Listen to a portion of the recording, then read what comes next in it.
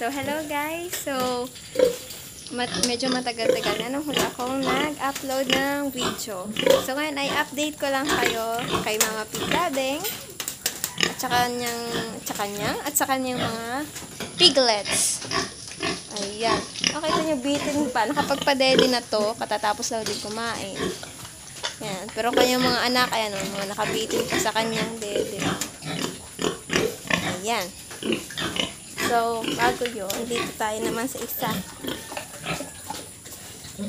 Kay Kinis. Ayan. So, si Kinis po ay magwa 1 month ng buntis. Ayan. So, nakikita natin na medyo lumalaki na yung kanyang tiyan. So, siya ay nasumpitan nung kailan ba? October 25. October 25. So, ngayon ay November na. November, ano nga ba? October 25 nga ba? Basta, ito yung October siya sinumpitan. At magwa 1 month na siya ngayon. So, ito naman, si Mama Pig. Mira, yan. So, wala na yung divider dito dati, kung matatandaan ninyo. Tinanggal na natin kasi nga, siguro. Kaya hindi siya din agad magbuntis kasi parang nasisikipan siya. Ayan. So, mas maano na siya ngayon. Relax na dito. Ito ay nasumpitan na namin ng 3 beses. So, hindi namin sure kasi kung siya ba'y nag-hit ulit nung nakaraan or hindi. Kasi kung makikita natin, ayan, malaki yung kanyang tiyan. Ayan. Oops. Tapos bumibisil na yung kanyang tiyan. Nabubuhay din yung milk sac niya, yung mga dede niya. So, sana naman nga ay buntis siya nung pangalawang beses na sinumpitan siya. Kasi hindi po kami nagbubulugan dito. Kasi nga, nung trinay namin dito kay Kinis ay dahil hindi sanay. So, nagpilwagan siya. Ayaw niya magpasampa doon sa barako.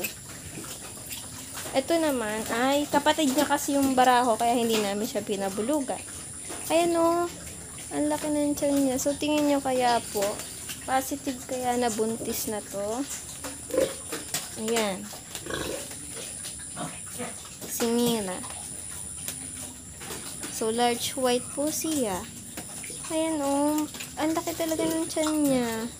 Tsaka buhay na yung mga dede niya. So, sana nga ay buntis na siya para naman siya magbiik na dito para hindi lugi sa pakain. Ayan.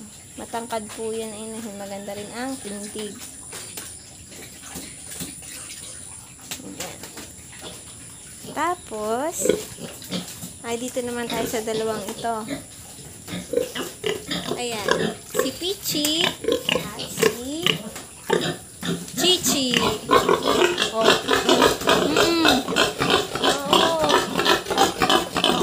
Relax. Bumabati din eh.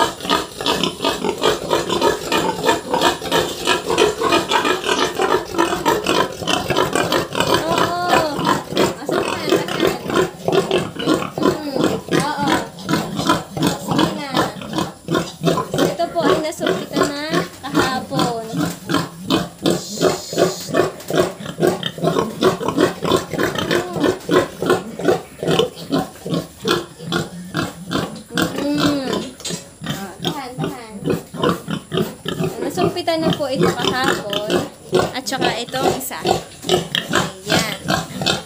Nasumpitan na po sila.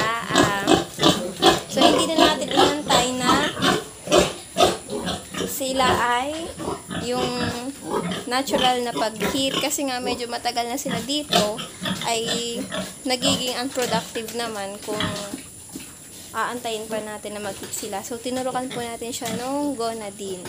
Tapos, after 4 days, ay ayan po.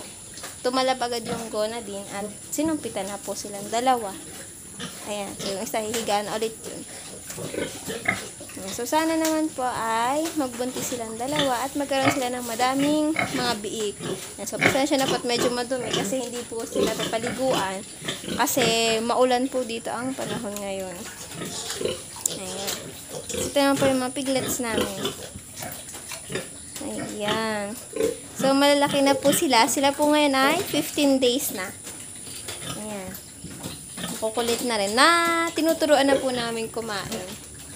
So, sana po ay magbuntis na din ito at mag-bake sila ng madami. So, sana mga 10 and above para naman maramdaman natin yung kita. Kasi mahal ang pakain. Ayan. So, hanggang dito lang po. Bye guys!